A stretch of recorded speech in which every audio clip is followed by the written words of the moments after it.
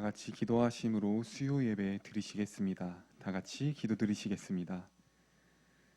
하나님 아버지 참 감사드립니다. 오늘도 저희에게 은혜의 자리를 허락하여 주셔서 이 은혜의 자리를 통해 주님의 시간은 우리에게 헛됨이 없음을 깨닫게 하셔서 너무나도 감사드립니다. 이 예배 가운데 주님께서 우리에게 말씀하시는 그 모든 것들을 우리가 믿음으로 받아들이기 원합니다.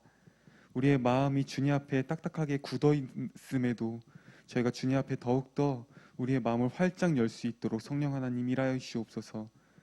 주님의 말씀을 받아들이기에 합당한 그 마음으로 만들어 주시고 예배 끝나는 시간까지 계속해서 그 많은 말씀들을 우리 마음속에 담아 주님께서 원하시는 모습으로 살아갈 수 있는 그런 모습으로 나아갈 수 있도록 주님 이 시간 오늘 예배 가운데 더욱더 특별히 일하여 주옵소서.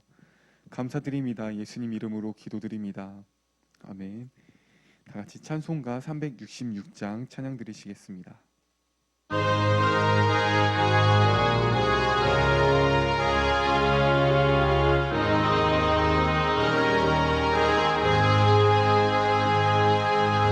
어두운 내 눈 밝히사 진리를 보게 하소서.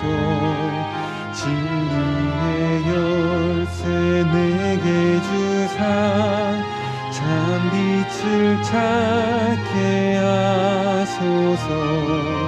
깊으신 뜻을 알고자 엎드려 기다리오니 내 눈을 뜨게 하소서.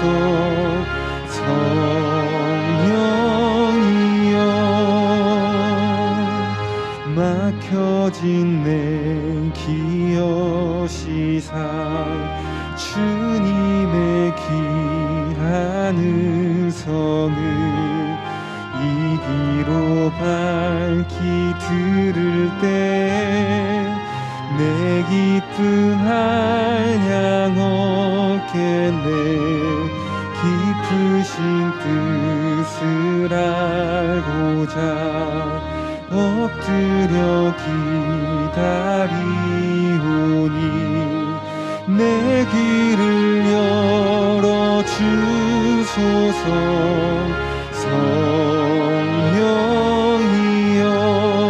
성령이여 봉해진 내 임여시사 복음을 널리 전하고 차가운 내 맘 녹여주사 사랑을 하게 하소서. 깊으신 뜻을 알고자 엎드려 기다리오니 내 입을 열어 주소서. 성령 1절 어두운 내 눈 밝히사 어두운 내 눈 밝히사 진리를 보게 하소서. 진리의 열쇠 내게 주사 참빛을 찾게 하소서. 깊으신 뜻을 알고자 엎드려 기다리오니 내 눈을 뜨게 하소서. 성령 막혀진 내 기여시사 주님의 귀한 음성을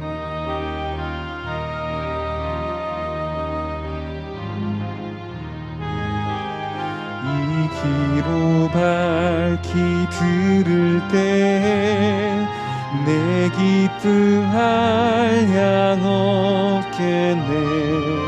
깊으신 뜻을 알고자 엎드려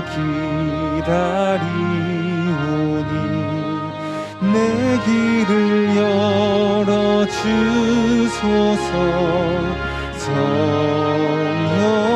성령이여 봉해진 내 힘 여시사 복음을 널리 전하고 차가운 내 맘 녹여주사 사랑을 하게 하소서. 깊으신 뜻을 알고자 엎드려 기다리오니 내 입을 열어주소서. 성령이여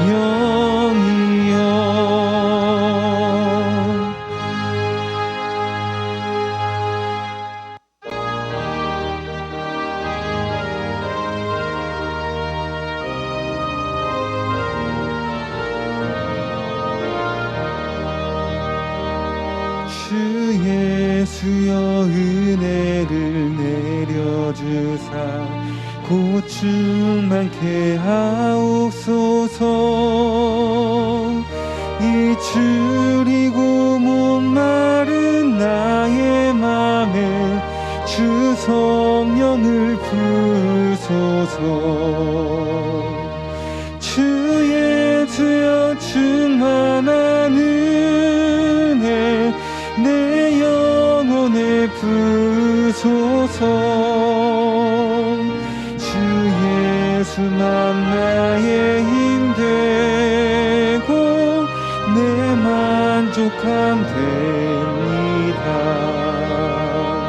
주 예수여 죄에서 풀어주사 날 정결케 하옵소서. 이 세상의 유혹이 나의 맘에 틈 못하게 하옵소서. 주 예수여 충만한 은혜 내 영혼에 부으소서. 주 예수만 나의 힘 되고 내 만족함 됩니다. 옛 야곱이 천사와 씨름하던 그 믿음을 주옵소서. 이 세상의 물결이 흉흉해도 날 평안케 하옵소서. 주 예수여 충만한 은혜 내 영혼에 부으소서. 주 예수만 나의 힘 되고 내 만족함 됩니다.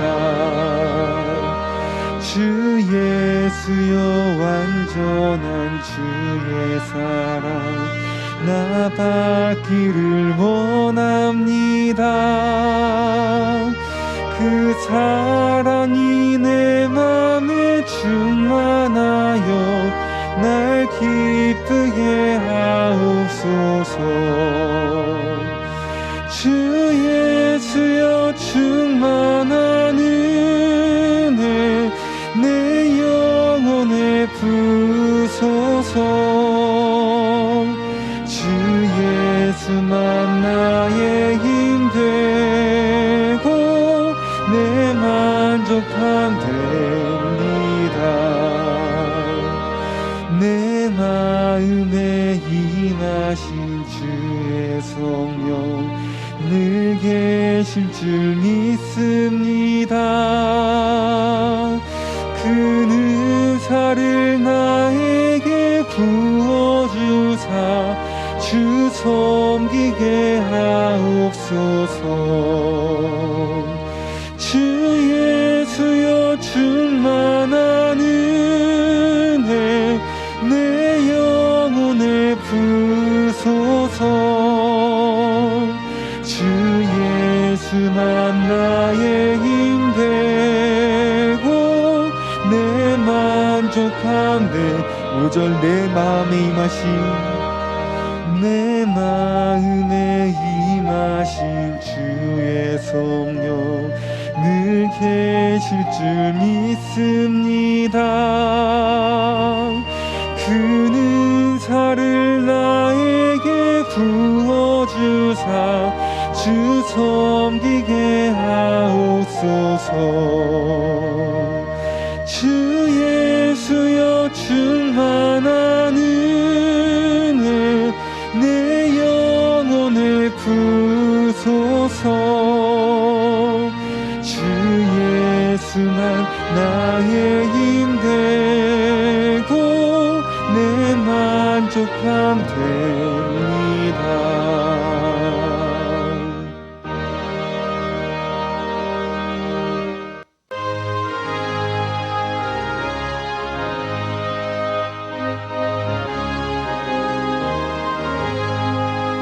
나의 생명 되신 주님 앞에 나아갑니다. 주의 흘린 보혈로 정케하사 받아주소서. 날마다 주를 찬송하겠네.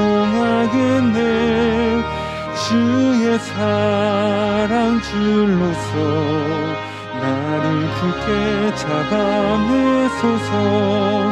괴로운 세상 지낼 때 나를 인도하여 주소서. 주를 믿고 나가며 나의 길을 잃지 않겠네. 날마다 주를 찬송하겠네. 주의 사랑 줄로서 나를 굳게 잡아내소서. 세상 살아갈 때 주를 더욱 사랑합니다. 밝고 빛난 천국에 나의 영혼 들어가겠네. 날마다 주를 찬송하겠네.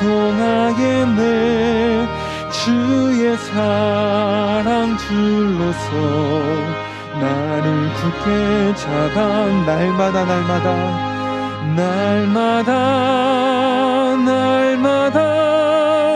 주를 찬송하겠네.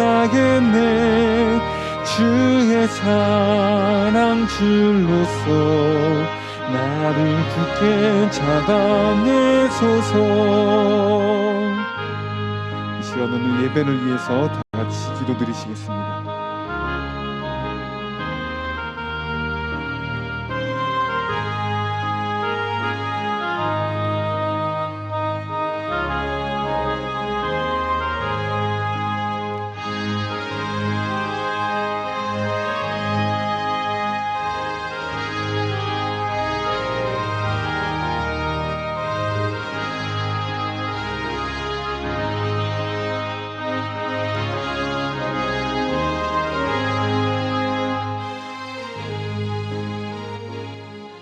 하나님 감사합니다. 하나님 예배할 수 있는 귀한 시간 저희들에게 주셔서 이 시간 다시 한번 하나님의 그 말씀 앞에 우리가 엎드릴 수 있도록 귀한 그 은혜 가운데서 새로운 깨달음을 얻을 수 있도록 저희들에게 귀한 기회 주심에 참으로 감사를 드립니다.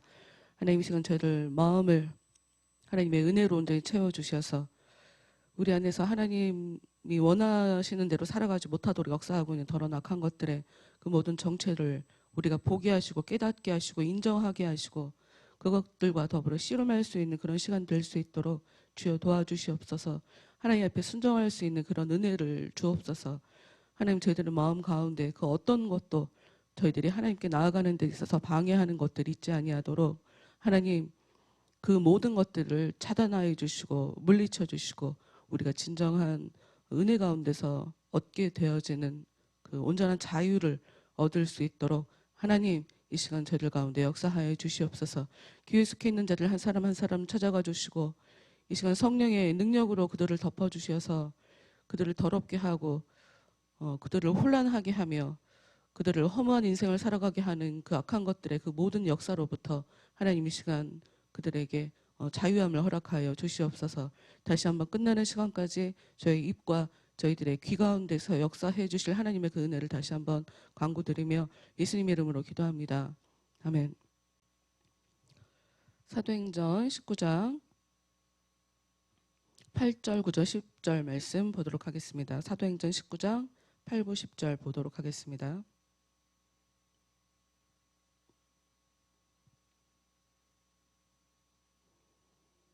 사도행전 19장 8, 9, 10절 읽겠습니다.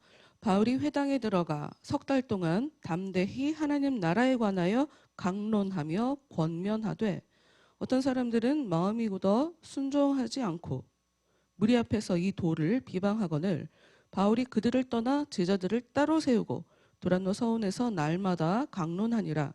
2회 동안 이같이 하니 아시아에 사는 자는 유대인이나 헬라인이나 다 주의 말씀을 듣더라. 아멘.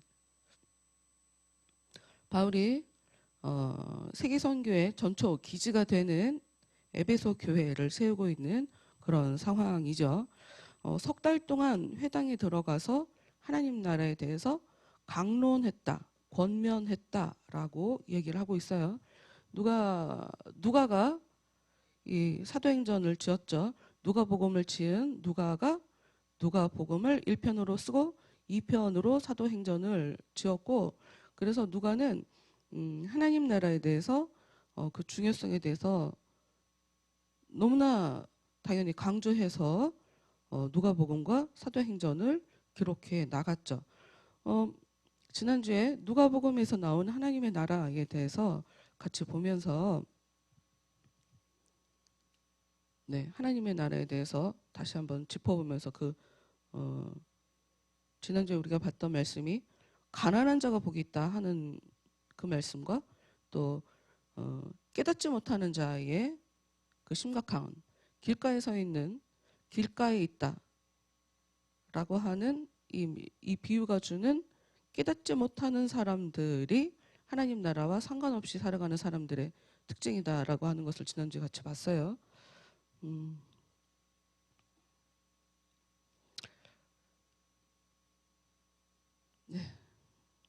사도행전을 좀 더 보려고 그랬는데 그냥 누가복음으로 그냥 다시 갑시다. 누가복음 8장으로 갈게요. 현대어 성경으로 읽도록 하겠습니다. 굉장히 중요하죠. 바울의 메시지의 가장 중심에도 하나님의 나라가 있고요. 예수님이 전하신 이 땅의 사역 가운데서도 가장 중요한 그 키포인트, 가장 중요한 그 사역의 본질은 하나님의 나라에 있다 하는 것을 우리가 알아야 될 필요가 있어요. 현대어 성경, 우리가 지난주에 누가복음 6장을 보고 8장을 봤어요. 지난주에 우리가 8장 10절을 봤죠. 현대어 성경으로 읽어드리지 않아서 조금 다른 감이 없지 않아 있지만 8장 10절 말씀을 한번 읽어보도록 할게요. 예수께서 말씀하셨다. 하나님께서 너희에게는 이 비유의 의미를 알 수 있도록 허락하셨다. 이 비유는 하나님 나라에 대해서 많은 것을 말하고 있다. 그러나 이 군중은 옛 예언자들이 예언한 대로 보아도 보지 못하고 들어도 깨닫지를 못한다. 여러분,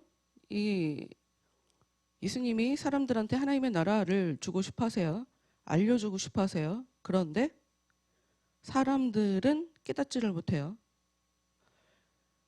알려주고 싶으시나, 그러니까 하나님의 나라에 대해서 사람들에게 알려주고 싶으나 왜 예수님께서 적극적으로 사람들에게 하나님의 나라가 무엇인지에 대해서 깊게, 지금 바울은 강론했다, 권면했다, 여기 설득했다라는 그런 의미가 있거든요.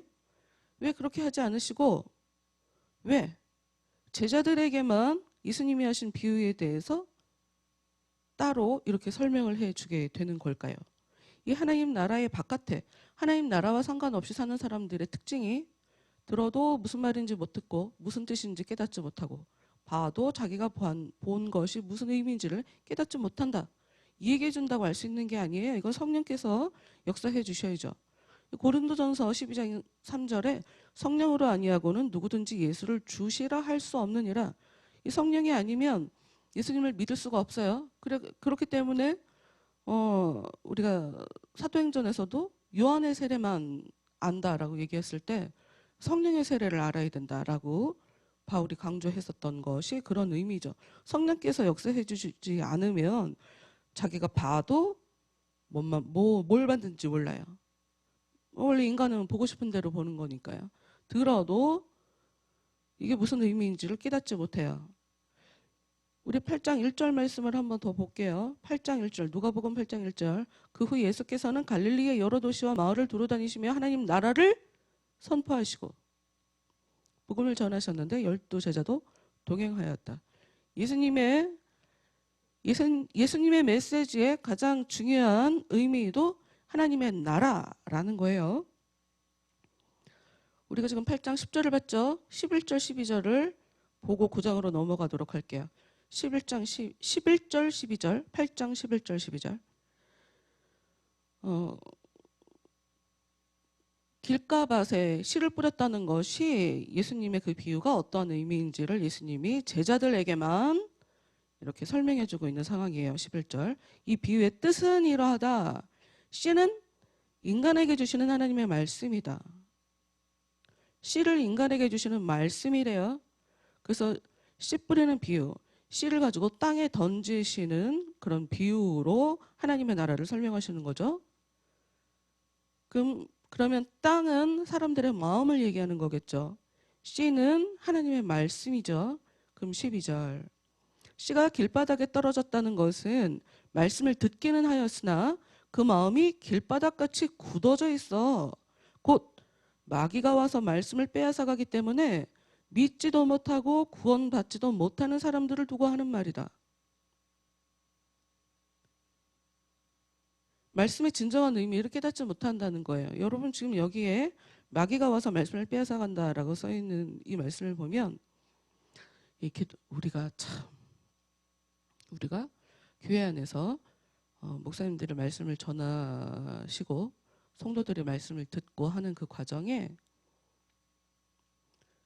사실 우리가 많은 오류를 가지고 있다 하는 것을 좀 알아야 될 필요가 있어요. 이 얘기가 이 또한 여러분이 이해하는데 혼란을 가져올 수 있는 그런 말씀일 수 있겠어요. 그러니까 즉 교회 안에서 마귀 얘기, 귀신 얘기하는 걸 싫어하시는 그런 분들이 있어요. 이해가 안 되지. 왜? 마귀가 있잖아요.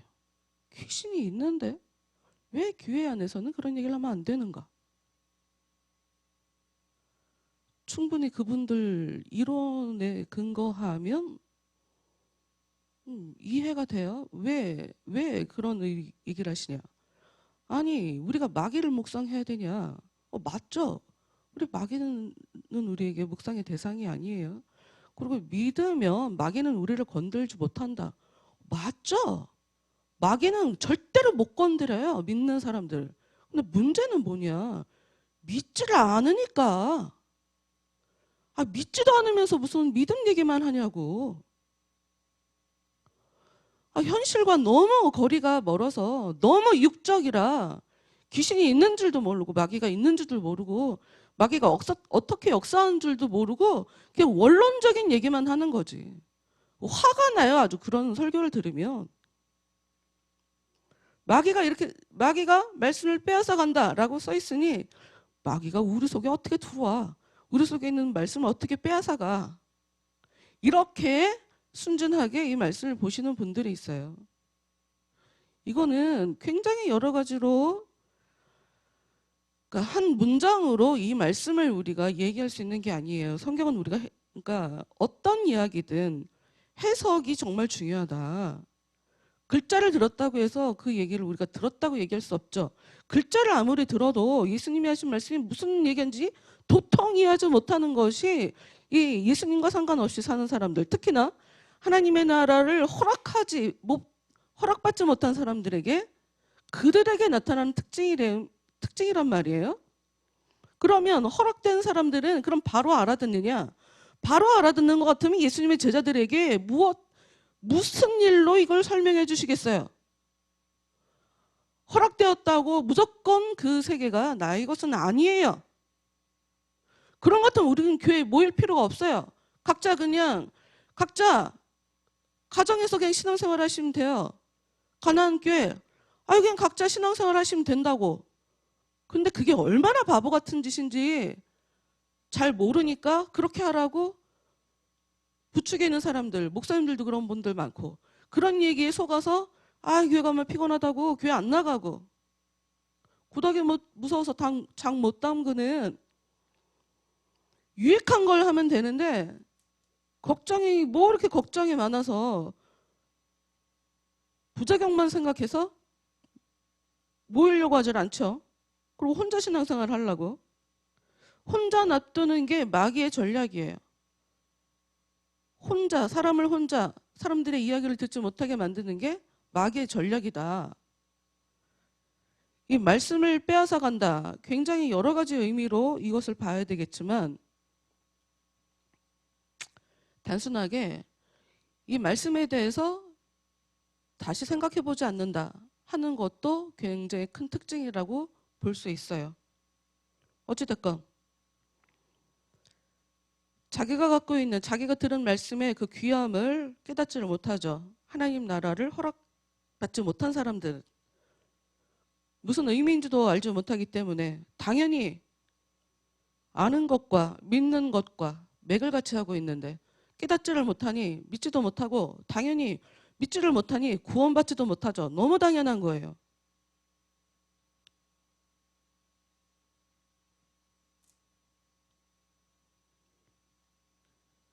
구장으로 넘어가도록 할게요. 9장, 누가복음 9장. 누가가 말하는 하나님의 나라. 누가복음 9장 27절 말씀 보도록 할게요. 우리가 금요일 날 종말론에 대해서 보면서 예수님의 재림에 대해 예수님의 재림에 대해서 해석하는, 그러니까 예수님의 재림에 대해서 말하고 있는 이 구절에 꼭 들어가게 되는 그런 말씀이죠. 누가복음 9장 27절. 내가 분명히 말한다. 예수님께서 말씀하신 거예요. 내가 분명히 말한다. 여기 있는 사람들 중에 죽기 전에 하나님 나라를 볼 사람도 있을 것이다. 여기 있는 사람 중에 죽기 전에 하나님 나라를 볼 사람도 있을 것이다. 사실 이거는 그냥 쉬운 말이 아니에요. 지난주에도 말씀드렸지만 하나님의 나라에 대해서 가장 중요한 것은 통치의 개념이에요. 통치. 그러니까 그분이 왕이시고, 이걸 좀 우리가 어려운 말로 하나님의 주권이라고 얘기를 하는데, 하나님의 주권과 하나님의 통치라는 개념이 이 하나님의 나라라고 하는 것의 특징이거든요. 그러니까 이게 무엇이냐? 왕이신 그분을 내가 인정하고 그분의 다스림을 받는다. 지금 이게 하나님의 나라가 된 거예요. 그게 된 거예요. 근데 지금 예수님께서 얘기하시는 9장 27절 말씀을 보면 죽기 전에 하나님 나라를 볼 사람도 있을 것이다. 그러면 어떤 사람들은 죽고 나서야 하나님 나라를 보게 된다. 뭐 이렇게도 우리가 해석할 수가 있겠죠. 그렇잖아요? 하나님의 나라에 대해서 굉장히 여러 가지 의미로 해석할 수 있고, 이 이후에 이들이 특히 예수님의 28절 우리가 지금 27절 봤잖아요. 28절 이후에는 어떤 게 나오냐면, 분명히 예수님한테는 제자들이 여럿인데 베드로하고 야고보하고 요한만 데리고 산에 데리고 가셔서 예수님의 모습, 예수님의 그 실체를 보여주시는 그런 장면이 기록되어 있어요. 이 또한 하나님의 나라의 모습이죠. 하나님의 나라가 어떠한 식으로 나타나게 될지에 대해서 모두 다에게는 허락되지 않았지만 그 중에 예수님의 제자 중 성경이 언급하고 있는 거는 특히나 12사람에 대해서 언급하고 있으니까 그 12사람 중에도 3사람에게만 나라를 볼 수 있도록 해주신단 말이에요. 이 말씀을 얘기하는 것일 수도 있어요. 정확하게 우리가 지금 죽기 전에 하나님 나라를 볼 사람도 있을 것이다 라고 하는 이 의미가 우리는 사실 정확하게 어떤 것인지 몰라요. 우리는 그냥 알아가는 거예요. 깨달아가는 거예요. 아, 이런 얘기일 수도 있구나. 아, 이런 얘기일 수도 있겠네. 여러분, 우리들의 해석은 왜 우리가 해석이 필요하냐? 우리가 은혜 안에서 살게 되면 사실 말이 필요 없고 해석이 필요 없어요. 말하지 않아도 그냥 통하게 되죠.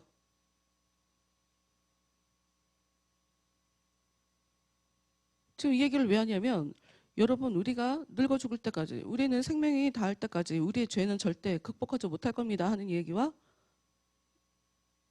맥을 같이 하는 말이거든요. 이게 무슨 얘기냐? 우리는 그냥 늙어 죽을 때까지, 우리 목숨을 다할 때까지 죄인인 우리에게, 육신을 입고 있는 우리에게 하나님의 나라가 무엇인지 그냥 우리가 이해할 수 있는 차원으로 얘기해 주신 거지, 정확하게 우리는 하나님의 나라가 뭔지를 정확하게 알지 못하고 그냥 살아가는 거예요. 완벽하게 그거를 깨닫고 죽는 사람 없다. 하여튼 우리가 그걸 좀 알아야 될 필요가 있어요. 그냥 우리는 계속 해석이라는 걸 하게 될 거예요.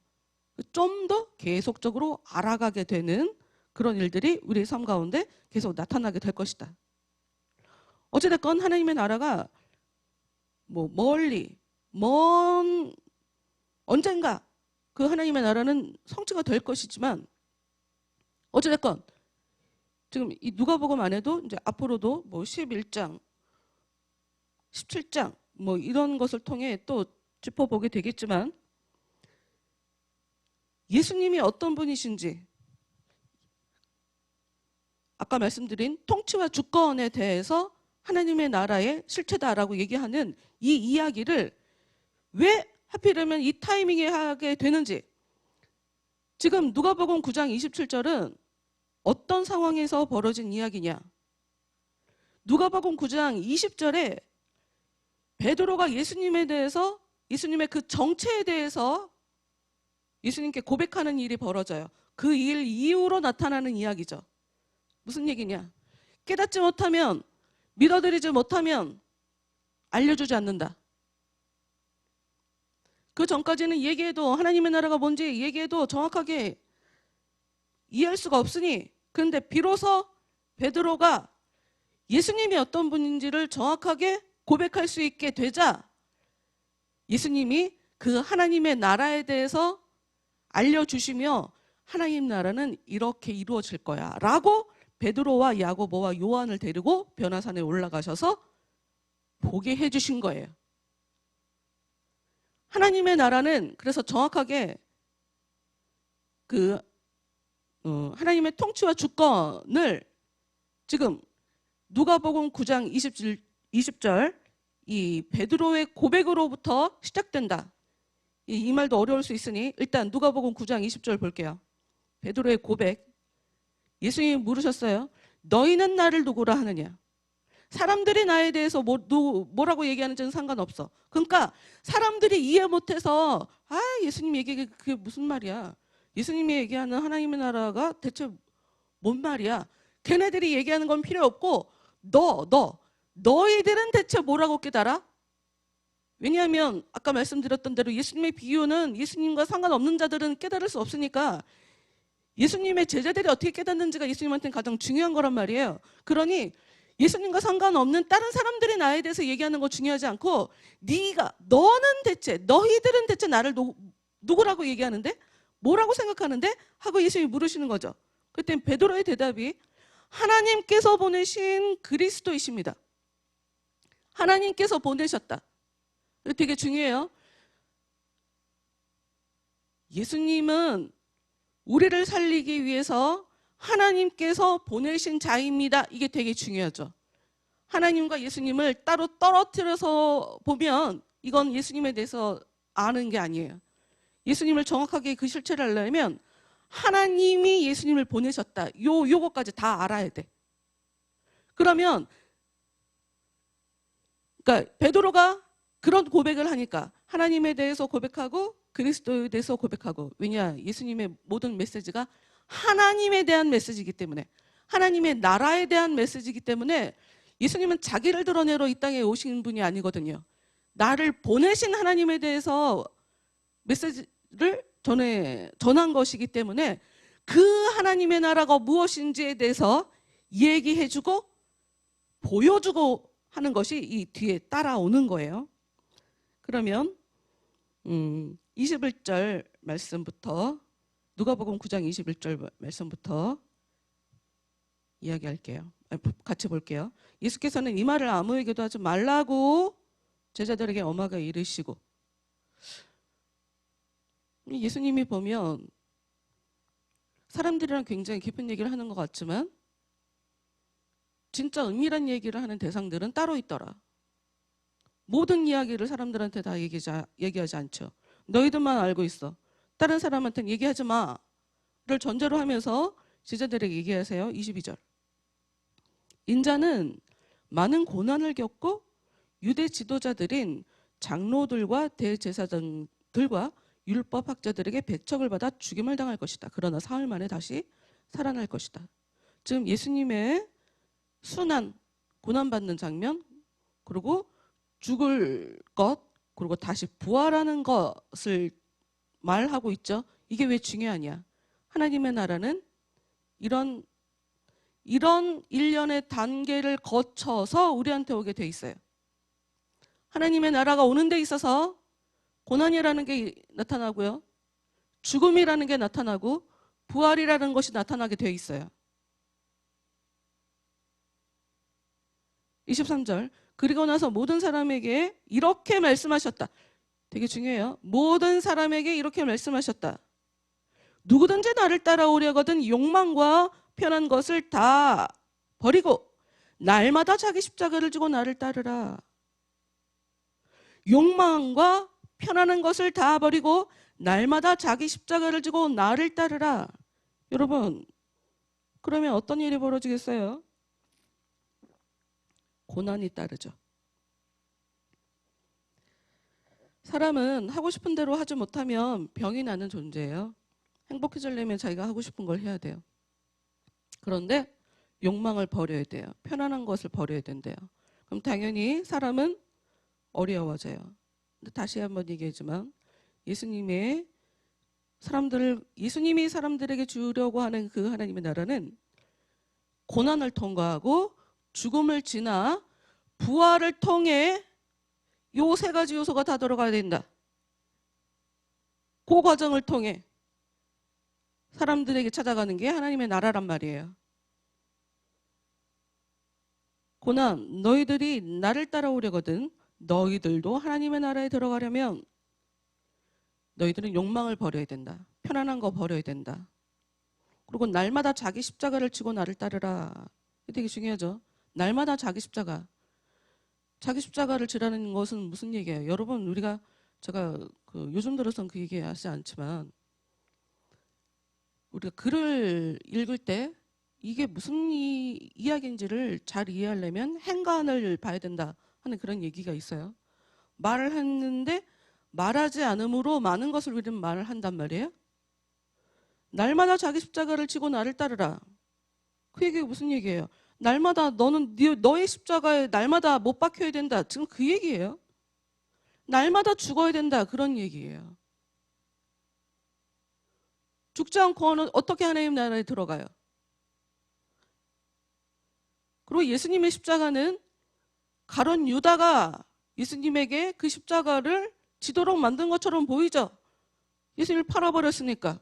그리고 오늘 9장 22절에 나온 것처럼 유대 지도자들, 장로들, 대제사장들, 율법학자들, 얘네들이 예수님을 죽인 것처럼 보이지만 그렇지 않다. 예수님 스스로 그 죽음의 자리로 갔다. 자기 스스로 결정한 거예요. 자기 스스로 죽은 거예요. 그러면 날마다 자기 십자가를 지고 나를 따르라. 너는 너 스스로 그 죽음의 자리로 가야 돼 라고 얘기하는 거하고 지금 똑같은 얘기인 거예요. 너는 너 스스로 너의 십자가를 지고 남의 십자가를 내가 맨날 짊어지고 다니는 건 아닐 거 아니에요. 내 스스로 십자가를 진다라는 그 의미는 여러분 우리가 다시 살아날 소망 없이 십자가를 진다는 건 있을 수 없어요. 예수님도 자기가 다시 살아날 걸 아셨기 때문에 십자가를 질 수 있었어요. 자신 있게. 24절. 누구든지 나를 위해 목숨을 버리는 사람은 구원을 얻을 것이지만, 이 얘기 무슨 얘기예요? 누구든지 나를 위해 죽는 사람은 구원을 받는다라는 얘기죠. 목숨을 잃는다는 게 그냥 단순하게 그냥 겉만 번지르르한 그냥 어떤 문학적인 표현을 얘기하는 건 아닐 거 아니에요. 목숨을 버리는 사람은 구원을 받을 것이지만 자기 목숨을 보존하려는 사람은 잃을 것이다. 다른 말로 누구든지 예수님을 위해서 목숨을 버리는 자는 하나님의 나라를 들어갈 수 있지만, 하나님의 나라를 받을 수 있지만, 자기 목숨을 보존하려는 사람은, 죽지 않으려고 하는 사람은 하나님의 나라에 들어갈 수 없다라는 뜻이에요. 25절. 사람이 온 세상을 다 얻는다 해도 자기 목숨을 잃어버리거나 망친다면 무슨 유익이 있겠느냐. 그렇죠. 지금도 기억하는 좀 오래된 기억이라 우리나라의 어떤 할머니시던데 되게 부자시더라고요. 글쎄 제 머릿속에는 이게 피카디리 극장이었던 것 같은데 하여튼 정확하게 어떤 극장이었는 건진 기억이 안 나는데, 어떤 노인 한 분이 그 극장에 있는 다락방 같은 데서 불쌍하게 돌아가셨어요. 근데 알고 봤더니 돈이 어마어마하게 많으신 분이야. 그러니까 지금이야 극장이 CGV랑 롯데시네마, 근데 롯데시네마도 CGV한테 밀려서 명함도 못 내밀고 혼자 독식하다시피 하고 있는 그런 상황이잖아요. 근데 옛날에 극장이라고 하면 와 진짜 돈 어마어마하게 많이 필름만 사서 걸어두면 사람들 들어오는 대로 계속 돈 받는 거잖아요. 근데 돈이 많으면 뭐 하냐고. 돌아가셨다고 그냥. 그러니까 무엇인가를 가졌는데 다 잃어버렸어. 쓰지 못하고. 되게 불쌍하지 않아요? 25절. 온 세상을 얻었으면 뭐해? 자기 목숨을 잃어버렸다거나 망친다면 그것처럼 슬픈 일이 어디 있어요? 근데 26절. 누구든지 나와 내 말을 부끄럽게 여기면 인자도 나와 아버지와 거룩한 천사들의 영광으로 올 때 그 사람을 부끄럽게 여길 것이다.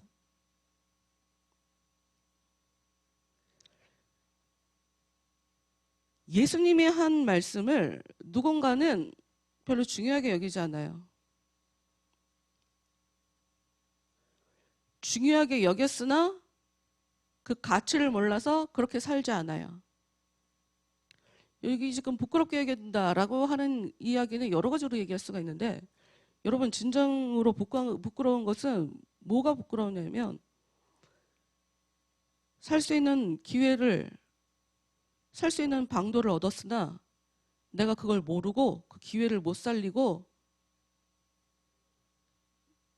예수님, 하나님, 거룩한 천사들 더 이상 되돌릴 길이 없는 상황이 벌어졌을 때, 그때 여러분 그때 그런 게 진짜 창피해지는 거예요. 그러니까 모르는 사람들은 모르는 게 당연해요. 근데 예수님께서 알려주셨는데 예수님의 얘기에 그 중요성을 몰라서 그냥 산 거지. 가치를 몰라갖고. 그걸 지금 성경은 부끄럽게 여겼다. 별 중요하게 여기지 않았다. 가치 있게 여기지 않았다. 지금 이런 의미로 사용하고 있는 거예요. 이것에 대한 것은 다음에 하고 27로 넘어갈게요. 그러고 나서 분명히 말해, 내가 지금 한 말을 너희들이 제대로 깨달으면 부끄러움을 당하지 않을 거야. 그런데 제대로 깨닫지 못하면 너희들은 부끄러움을 당하게 되는 거야. 라고 하면서 지금 27절을 얘기해요. 아이, 부끄러움 얘기를 하니까 이 아담과 하와 얘기를 하고 싶네. 여러분, 첫 번째 아담과 하와 이야기를 보면 아담하고 그 창세기에 아담하고 하와가 벌거벗었는데 그들이 서로 부끄러워하지 않더라라고 써 있는 그 말씀을 여러분 아시는지 모르겠어요. 이게 글쎄 사람들이 이게 어떻게 이해하는지 모르겠지만 굉장히 신학적으로 중요한 의미이죠. 남자랑 여자랑 남편이랑 아내랑 서로 창피하지 않았다. 그런 의미가 아니에요. 그런 의미가 아니에요. 요런 의미예요. 요런 의미. 요런 의미. 하나님 앞에는 우리가 가릴 게 없어요. 부끄러워할 필요가 없어. 부끄러워할 필요가 없어요. 그런데 하나님에 대해서 그러니까 아담하고 하와가 부부지간에 발버벗어도 부끄럽지 않은 게 이게 당연한 것처럼 우리가 정말 영적으로 하나님의 신부라면 영적으로 우리가 예수님의 신부라면 우리는 하나님 앞에 부끄러워할 이유가 없는 거예요. 그런데 평소에 우리가 하나님 앞에 부끄러움을 느끼지 못한다. 그것은 벌거벗고 있지 않기 때문이라고. 다 까발리지 않아서. 가리고 살기 때문에. 왜냐? 우리는 모두 다 하나님 보실 때 죄인인데 가리고 살기 때문에 말귀를 못 알아듣고 봐도 뭘 받는지를 모르니까 부끄러움도 못 느끼는 거거든요. 근데 이게 어느 일정 시간 지나서 더 이상 되돌릴 그날이 오면 진짜 부끄러움으로 나한테 와 닿게 된다고요. 왜냐하면 우리 안에 영적으로 처리되지 않은 영적으로가 아니라 우리 안에 처리되지 않은 이 죄의 문제는 영적인 거예요. 겉으로는 드러날 수도 있지만 드러나지 않아 하나하나 디테일하게. 그러나 하나님은 그거 다 기억해. 내 머릿속에 다 들어있어. 그래서 궁극적으로 그거는 내가 살아있을 때 은혜 안에서 다 털어버려야 돼요. 그러면 그 과정에 우리는 어떤 걸 느끼게 되냐. 23절에서 얘기하는 불편함이라는 걸 느끼게 돼요. 고통스러움을 느끼게 돼요. 나 죽는구나 하는 그런 걸 느끼게 되죠.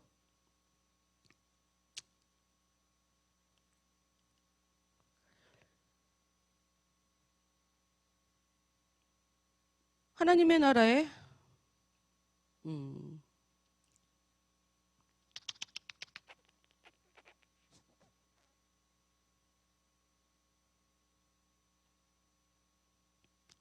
봅시다. 28절.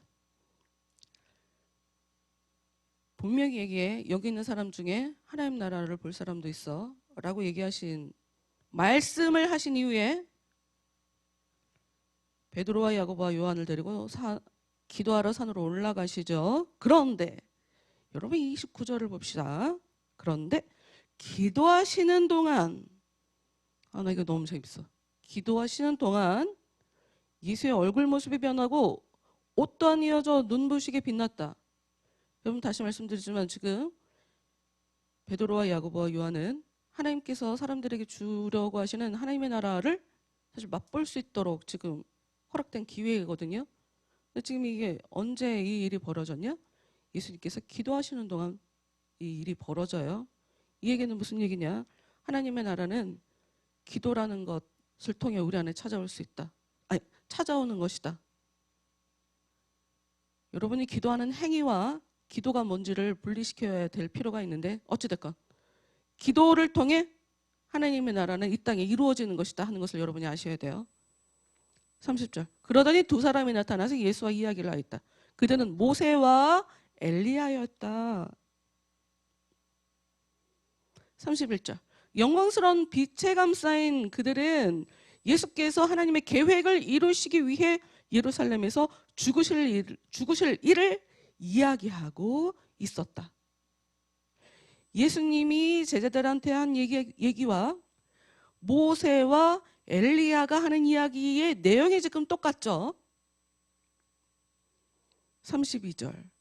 그때 베드로와 다른 제자들은 피곤하여 잠들어 있다가 얘네들은 항상 예수님 기도할 때마다 항상 자. 같이 기도하러 가갖고 예수님은 기도하고 이 사람들은 항상 자. 참 그래요. 그 위기의식을 못 느끼니까 잠들 수밖에 없죠. 모든 걸 다 아는 예수님만 기도할 수밖에 없어요. 원래 그런 거죠. 잠들어 있다가 깨어나 광채와 영광이 쌓여있는 예수의 모습과 그곳에 함께 서 있는 두 사람을 보았다. 자다가 깼는데 예수님의 모습도 달라. 그리고 모세와 엘리야가 나타난 거예요. 33절. 모세와 엘리야가 떠나려고 하자 베드로가 무슨 말을 해야 좋을지 몰라서 불쑥 이렇게 말하였다. 말 안 해도 되는데 굳이? 베드로답다. 아무 말 대잔치. 아무 말이나 하죠. 선생님, 우리가 여기에서 살면 얼마나 좋겠습니까? 그러면 여기에 초막셋을 지어 하나는 선생님을, 하나는 모세를, 하나는 엘리야를 모시도록 하겠습니다. 뭔지 모르지만 와, 놀라고 뭐야 여기. 와, 예수님 뭐지? 우리가 알았던 이제까지 봤던 그 예수님이 아니야. 예수님 진짜 신이야 신. 모세와 엘리야도 있어. 집을 짓고 여기서 살겠다는 거죠. 그런데 여러분, 예수님이 그 생각 안 해봤어요? 부활하신 예수님이 이 땅에 계속 계셨으면 더 많은 사람들이 전도되지 않았을까? 여러분 그 생각해 본 적 없어요? 훨씬 더 효과적이지 않아요? 훨씬 더 전도가 잘 되지 않을까? 왜 예수님께서 부활하신 이후에 그리고 모든 사람들에게 나타내시면 될 것을 왜 예수님의 제자들에게만 나타난 것일까? 왜 예수님의 제자들하고만 하나님의 나라에 대해서 성경이 얘기하거든요. 사도행전에 부활하신 예수님이 예수님의 제자들과 40일을 같이 지내면서 같이 얘기하신 것은 하나님의 나라였어요. 하나님의 나라에 대해서 얘기를 해주시고 가셨어요. 왜 모든 사람한테 다 보이지 않으셨을까? 그러니 보통 사람들 입장에서는 예수님을 우리가 죽이긴 했는데 그 이후로 본 적이 없다고요. 쟤네들은 부활한 자기들의 스승이었던 예수가 부활했다고 하고 우리가 예수 죽였는데 다시 살아났다고? 무슨 말이야. 쟤네들은 왜 살아났다고 하는 거야? 우리는 본 적이 없는데? 여러분 이 상황을 우리가 어떻게 이해해야 할까요? 여러분 다시 말씀드리지만 예수님은 예수님 자체를 증언하는 게 아니에요. 예수님은 하나님을 증언하는 사람이에요. 나를 보내신 그분을 증언하는 거예요. 나를 믿어라 하는 예수님께서 얘기하시는 나를 믿어라 하는 그 얘기도 나에게 역사하신 나를 보내신 하나님을 믿어라 하는 이야기지 나 믿어 한 그런 얘기가 아니에요. 여러분 우리가 지금 정치인들을 보면서도 교회 안에서도 여러분들은 목사를 믿으면 안 돼요. 여러분 넘어지게 돼 있어요. 반드시 넘어지게 돼 있어요. 예수님은 모세도 그렇고 엘리야도 그렇고 사람들에게 이 땅에서 나를 알아주는 쟤들에게 이 땅에서 환영받는 그런 존재로 살고 싶어하는 아니요. 그런 분들 아니에요. 모세도 그런 사람 아니고 엘리야도 그런 사람 아니고 예수님은 더더욱 그런 분 아니에요. 이 사람들은 그저 하나님의 영광을 위해서 살아간 사람들이에요. 하나님의 나라는 어떤 사람을 위해서 어떤 사람에게 주어지냐. 너네도 나처럼 하나님 위해서 살아. 하나님 뜻대로 살아. 죽을 것 같을 거야. 엄청 힘들 거야. 날마다 십자가 매는 것처럼 진짜 힘들 거야. 그 십자가에 너희들을 확실히 죽여버려야 될걸? 내가 아직 살았나? 아직 이렇게 불평불만을 하다니. 난 아직 살아있군. 난 아직 죽지 않았어. 이런 걸 너희들의 날마다 확인해야 될 거야. 이 얘기를 예수님께서 하고 계시다는 것을 우리가 좀 알아야 될 필요가 있어요. 34절. 베드로가 모시겠습니다. 집을 짓고. 되게 웃기죠? 베드로가 말하고 있는 동안에 사라져요. 베드로가 말하는 동안에 사라져요. 의미 없는 말이니까. 모세를 높이는 게 뭐가 중요하고 엘리야를 높이는 게 뭐가 중요하고 예수님 그 자체를 여러분 우리가 예수님 사랑한다고 교회 안에서 찬양도 되게 많이 하고 예수님 사랑하는 게 뭐예요 대체? 난 사람들이 예수님 사랑하는 게 뭔지는 알고 저런 찬양을 하는 걸까? 난 정말 물어보고 싶어. 예수님 사랑한다라고 하는 거는 입으로 예수님 사랑해요 하고 노래 부르는 게 예수님 사랑하는 게 아니라 저 하나님 뜻대로 살게요. 이게 예수님 사랑하는 거죠. 제가 하고 싶은 대로 안 하고 하나님 뜻대로 할 거예요. 이러고 내 마음에 하고 싶은 마음을 내려놓는 게 그게 예수님 사랑하는 거지. 저 예수님 사랑해요. 이게 예수님 사랑하는 거 아니란 말이죠.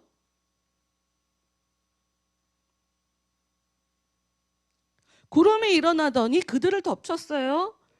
모세와 엘리야. 그리고 그들은 구름 속으로 사라져 들어갔죠. 성경에서 구름을 얘기할 때는 하나님의 임재를 상징해요. 하나님께서 역사하고 계신. 모세도 하나님이 그렇게 살게 하신 거고요. 하나님의 그 세계 안으로 모세를 들어가게 하셨죠. 여러분 가나안 땅에 모세가 못 들어가요. 제가 이거 몇 번 말씀드렸던 것 같은데 굉장히 긴 시간 동안 저는 와 모세가 진짜 억울하겠다 그 생각을 했어요. 이때까지 120년 동안 가나안 땅에 사람들 데리고 들어가라고 이 빡세게 나를 그렇게 하나님께서 훈련시키고 이끌어 오셨는데 나 진짜 저 말도 징그럽게 안 듣는 저 사람들 진짜 어떤 때는 나를 죽이려고 막 날 잡아먹는 것처럼 막 하는 막 나에 대해서 아주 비난도 쉬워 어쩌면 저런 사람들 이제까지 끌고 오게끔 해놓고서 코앞에 가나안 땅이 보이는데 나는 못 들어가게 하다니 억울하겠다 하는 사실 그 생각을 참 많이 했거든요. 여러분 보이는 가나안 땅이 그게 진짜 가나안 땅이 아니니까. 보이는 가나안 땅 들어가는 게 뭐가 중요해요? 빨리 하나님 품에 들어가는 게 그게 진정한 위로고 진정한 안식이지. 모세 입장에서는 억울할 거 하나도 없다. 진짜 일도 하나도 없다. 일도 없다. 그리고 모세가 가나안 땅 들어가면 가나안 땅에 들어가서 이스라엘 사람들은 모세를 하나님으로 섬겼을 거예요. 그러니 모세는 거기까지 하는 게 좋아요. 그리고 또 요것과 결부돼서 또 다른 측면을 볼 수 있는 다른 관점이 있는데 내가 이걸 몇 년째 말할 기회가 없어서 여러분한테 말을 못했는데 하여튼 뭐 이거 뭐 궁금증만 던져놓고 말은 다음에 하겠다. 다음에 하겠다 이거죠. 어찌됐건 이 구름은 하나님의 임재를 상징해요. 하나님의 영광을 상징하죠. 그래서 하나님께서 계신 곳엔 구름이 있어요. 그러니까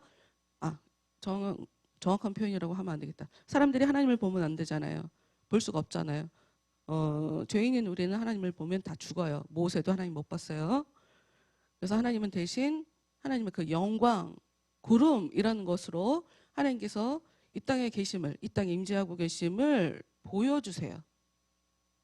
그러면 우리는 하나님의 나라는 구름 가운데 나타난다라고 생각할 수 있어요. 하나님의 나라는 하나님의 영광이 가득하면 그곳이 바로 하나님의 나라다라고 우리가 생각할 수 있어요. 35절. 그때 구름에서부터 음성이 들려왔다. 구름에는 하나님의 임재를 얘기한다고 했죠. 하나님이 얘기하시는 거겠죠. 이는 내 아들이요 내가 택한 자이다. 너희는 그의 말을 들어라. 그 음성이 들리는 후에 제자들이 보니 예수만 거기 계셨다. 아니 어떻게 모세하고 엘리야하고 예수님을 동격으로 볼 수가 있냐고. 말도 안 되지. 어떻게 동격으로 봐요? 그럴 수 있죠. 그 문화에서는. 자기들의 민족의 가장 훌륭한 지도자가 모세였으니까. 죽지 않고 하늘로 들리는 거 받았다고? 와, 기적도 많이 베풀었는데 엘리야가 하나님이 그 그 사람을 죽이지 않고 불병거를 통해서 그 사람을 하늘에 바로 데리고 가셨다고? 와, 엘리야가 대단하다. 하늘에 있는 불도 끌어내려서 바알의 선지자 400명과 같이 대결하는 그런 장면도 나오잖아요. 엘리야 대단한 선지자고, 모세 아주 최고의 지도자죠. 아무리 그렇다고 그들을 예수님이랑 동격으로 볼 수는 없어요. 하나님은 예수님의 말을 들어라 하고 얘기해요. 36절, 그 음성이 들려온 후에 제자들이 보니 예수만 거기 계셨다. 그들은 자기들이 본 것을 얼마 동안 아무에게도 말하지 않았다. 여러 가지로 놀랬겠죠. 여러 가지로 놀랬겠어요. 우리 9장 60절 말씀 보도록 할게요. 9장 60절.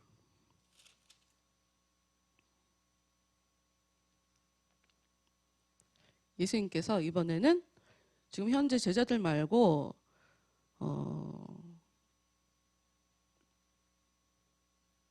길을 가다가 만난 어떤 사람에게 나를 따라라 하고 얘기하는 그런 부분에서 지금 60절 말씀이 나와요. 근데 참 아이러니하게도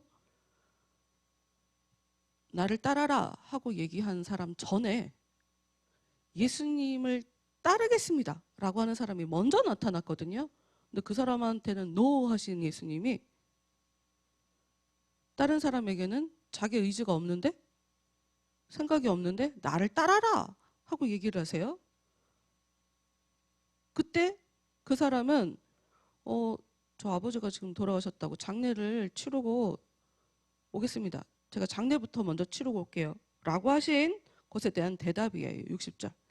예수께서 말씀하셨다. 그런 일은 영원한 생명이 아닌 세상 일에만 관심을 가진 사람들에게 맡기고 너는 하나님 나라가 온 것을 온 세상에 전파하라.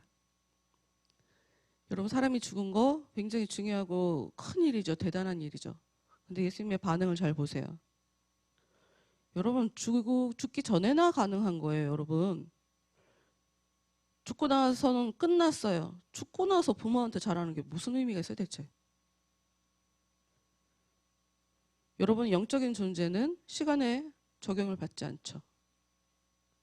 장소에 적용을 받지 않아요. 살아있을 때나 더 많은 영광, 타락도 살아있을 때나 가능하죠. 끝났어요. 기회는 끝났어. 벌써 죽는 것으로 이미 하나님께서 주신 기회는 다 끝났어요. 끝. 우리는 사람이 죽은 거 대단한 것처럼 생각되지만 예수님이 볼 때 그것도 하나님 나라가 이 땅에 왔다고 하는 그 사실보다 중요하지 않다는 거예요. 그렇잖아요. 이 땅에서 하나님 나라에 들어가면 죽은 게 뭐? 목숨만 끊어지신 거지. 이미 신앙생활 하시면서 하나님 품에 안겼잖아요. 그걸 어떻게 우리가 슬프다고 얘기할 수 있냐고. 잠깐 못 보는 건 슬프죠. 복된 일이지. 왜? 이 땅에서 삶은 기본적으로 쉽지 않으니까. 어떻게 행복하게만 해요? 사람이 어떻게 행복하게만 살아? 그래, 진짜 쉼을 얻을 수 있으니. 근데 문제는 사람 목숨 죽는 거, 사람 목숨이 살고 죽고 그게 중요한 게 아니라 이 땅의 나라가, 이 땅에 하나님의 나라가 왔다는 거, 그게 사람들한테는 진짜 중요한 문제야. 왜? 기회는 이 땅에서나 주어지기 때문에. 하나님의 나라는 이 땅에서나 들어갈 수 있기 때문에.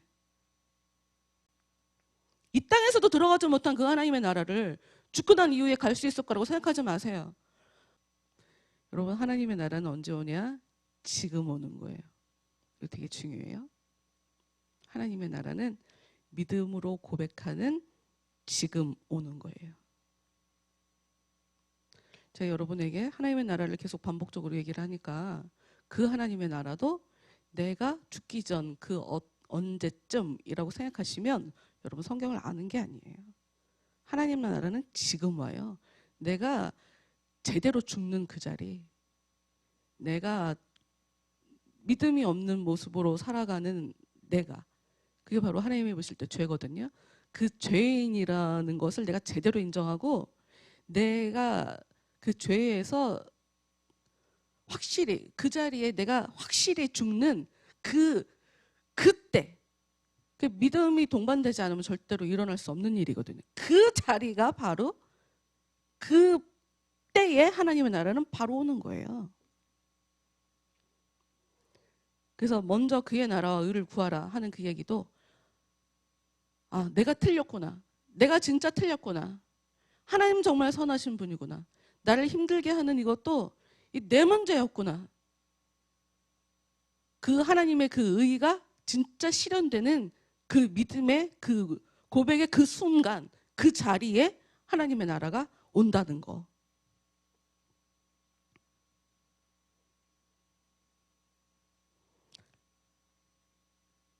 대부분 하나님의 나라가 사람들 마음속에 찾아가는 이유는 아까 우리가 그 앞에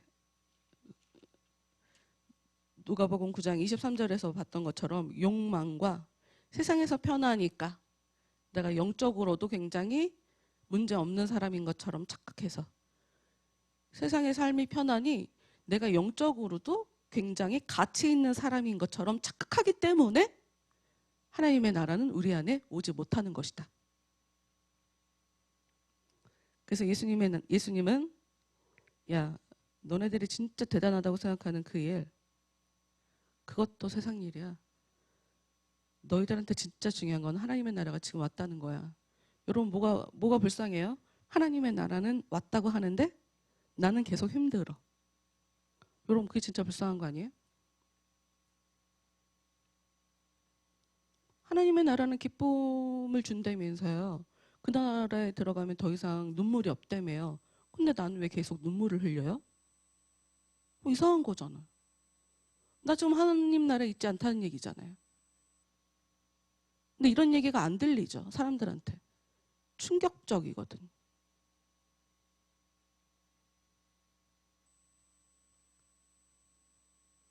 내가 믿는지 안 믿는지 사람이 어찌 알겠냐, 뭐 이런 얘기를 하죠. 갖다 붙이죠. 당장 지금 믿음이 없어서 울고 있으면서 무슨 얘기를 하는 거야. 하나님의 나라는 지금 나한테 역사하고 있어야 되는데 지금 울면서 무슨 하나님의 나라가 내 안에 있다는 거야. 지금 우울하면서 내가 지금 무능력하면서 내가 무기력한데 무슨 하나님의 나라가 지금 내 안에 있다는 얘기인 거예요. 지금 하나님 앞에 나오지도 못해. 예배 시간에 하나님 앞에 자기를 갖다 놓지도 못해. 그러면서 무슨 내가 지금 하나님의 나라에 있다는 거예요. 양심이 없고 생각이 없으니까 그렇게 얘기를 하는 거지.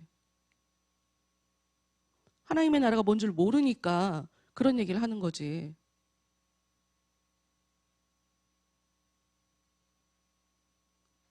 변태예요, 하나님이?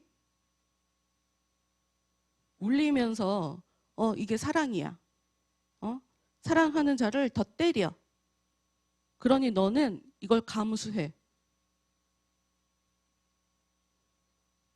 과정 여러 단계 중에 필수 여러 가지 요소 중에 하나만 갖고 이렇게 하나님이 나를 때리니 하나님이 나를 사랑하고 있다는 거잖아. 우와, 부활은 어디 갔어? 다시 살아나게 하는 그 역사는 어디 갔냐고. 죽지 않으니까 자꾸 때리나 보죠. 하나님이 밟아주면 다시 살아나고 밟아주면 또 살아나니까, 그러니까 하나님이 자꾸 밟아주나 보죠. 진짜 울음을 안 울으니까 자꾸 하나님이 울리나 보죠. 그 하나님의 역사는 우리가 어떻게 생각해야 되는데. 우리에게 있어서 진짜 슬픈 건 하나님의 나라는 이 땅에 왔다고 하는데 나의 삶은 왜 하나님의 나라 같지 않은가? 이게 우리한테는 진짜 심각한 문제다. 어려운 문제다. 62절. 예수께서 그에게 말씀하셨다. 손에 쟁기를 잡고 뒤를 돌아보는 사람은 누구든지 하나님 나라에 합당하지 않다. 은혜로 살지 못하는 사람들의 전형적인 특징이에요. 지나간 일을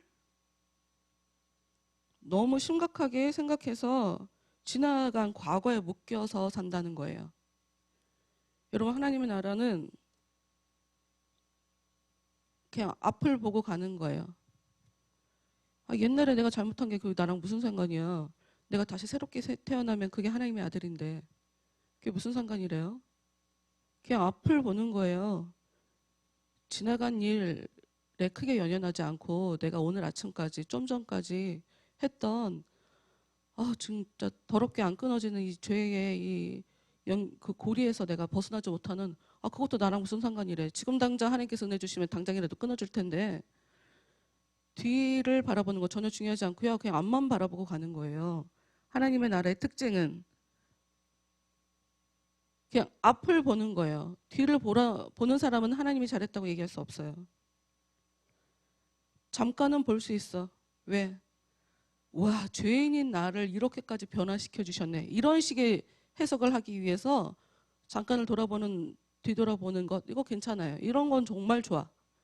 근데 그게 아니라면 지나간 일에 대해서 크게 의미 부여하지 말아야 돼요. 우리한테 중요한 건 내가 지금 어떻게 살아가고 있냐. 내가 지금 현재 살아가고 있는 모습이 내 내일을 결정할 거고 그 다음 날을 결정하게 될 거예요. 지금 못하면 내일도 못해요. 지금 기도가 안 되면 내일도 안 될 거라고. 쓸데없이 아무렇지도 않게 비양심적으로 자기한테 크게 플러스 점수 주지 마시고 내일 나한테 은혜가 올 거라면 지금 당장이라도 나한테 은혜가 와야 된다라는 것으로 오히려 생각하셔야 돼요. 그리고 다시 한번 지나간 일에 크게 개념치 않아야 된다. 어떤 상황이어도 하나님은 되돌릴 수 있는 분이시기 때문에 어찌됐건 하나님의 나라는 우리 안에 지금 이 시간 찾아와요. 어떤 사람에게 찾아오냐? 하나님이 통치를 해주시다. 하나님께 통치를 받고 싶어하는 사람에게 찾아오는 거예요. 하나님 저를 다스려 주세요. 그게 하나님 저를 다스려 주세요. 라고 하면서 하나님의 그 은혜 안에 그냥 머물러서 하나님께서 주신 그 평안을 누릴 수 있는 것. 그게 지금 하나님의 나라를 살아가고 있는 사람의 모습인 거예요. 하나님의 나라는 지금 믿는 그 자리에서 일어나요.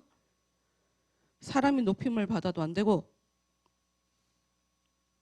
예수님도 하나님을 드러내신 분이었다.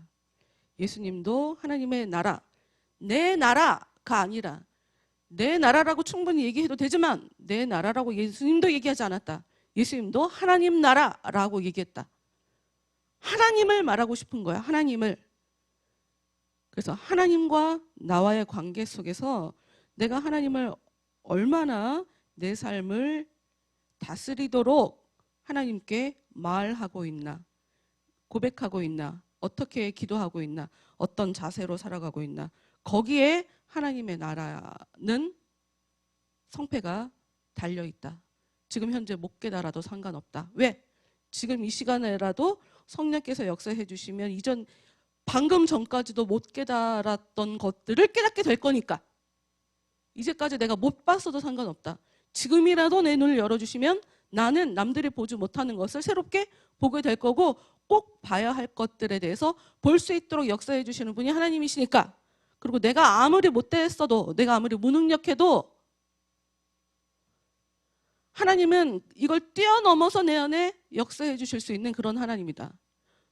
나에 대해서 필요 이상으로 가치 없게 여기는 게 그게 바로 마귀 역사고 그게 진짜 못된 거고 그게 진짜 불쌍한 거다. 하나님의 나라는 지금 온다. 다 같이 기도하도록 하겠습니다.